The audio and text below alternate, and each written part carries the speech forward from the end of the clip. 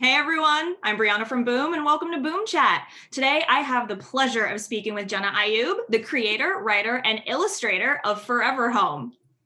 All right, so Willow has had a nomadic childhood with two parents in the military. Staying put has become a pipe dream. And when the family arrives at their latest stop, the historic Hadleigh House, Willow encounters something that doesn't help her chances of finding home: ghosts.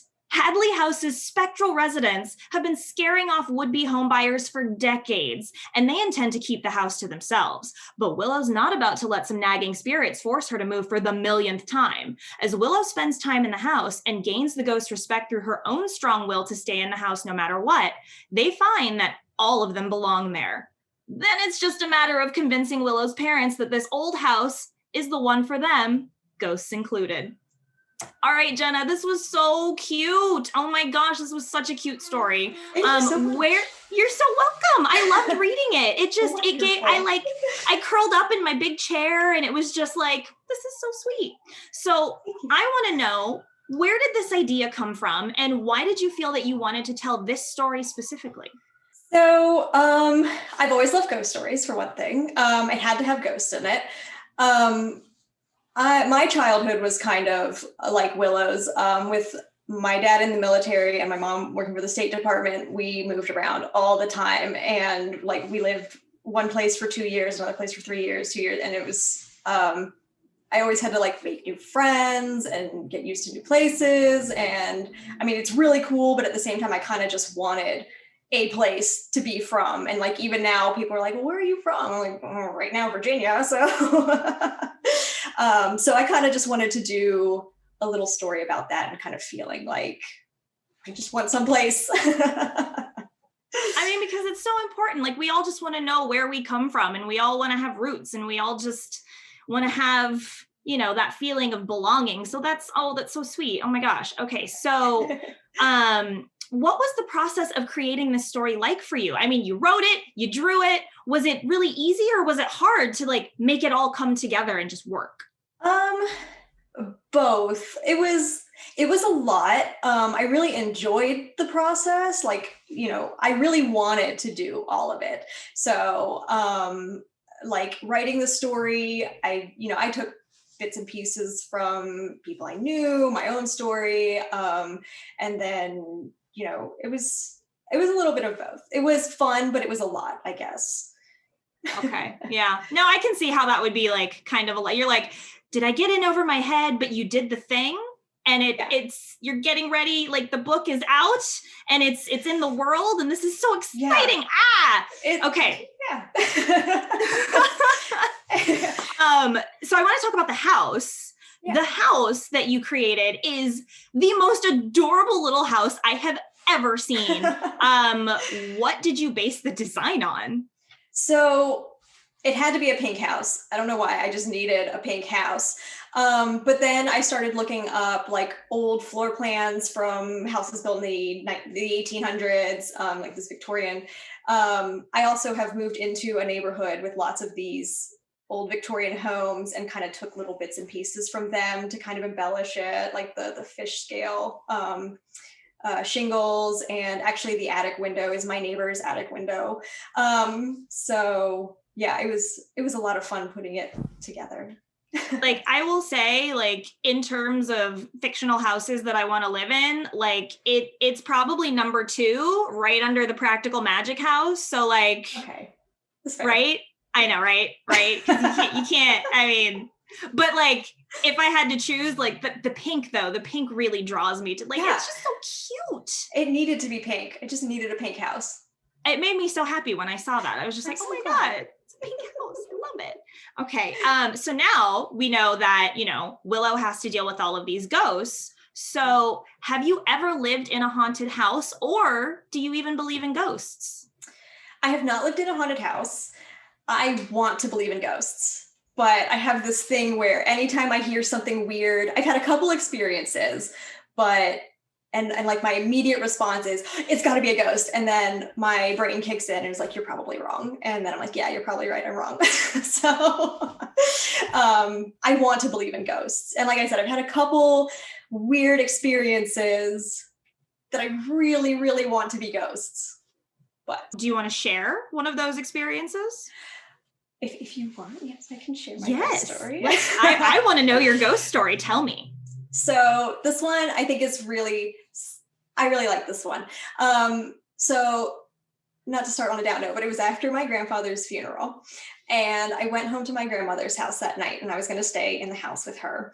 And I was staying in the attic, it's like an apartment. So I was in the attic in the back bedroom, and I hear a man's footsteps come across the floor to my bedroom. And my first thought was, oh, my dad's still here. He's gonna, yell at me for having my light on at night.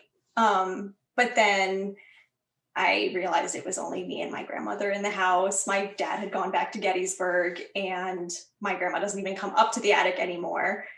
So. Oh, see, yeah. I would interpret that as your grandfather came to check on you. That's the way that I would interpret. That's what I like to think. Yeah. So, yeah. No, I've definitely had some similar experiences like that, like after family, and you're just like, you're still here. You're making your rounds. You're checking on everyone. It's kind of comforting, It is. It's really interesting. Okay. I love that story. I mean, again, condolences, but in the way of like, it's beautiful that like you had that moment. You know what I mean? Yeah. I hope you don't take that the wrong way. I hope you don't take that the wrong way. Like, no, not at all. I told the story. Okay. So the ghosts are obviously a very large part of the story, and they're all quite the character. How did you decide on each of their personalities? Because they're all so different.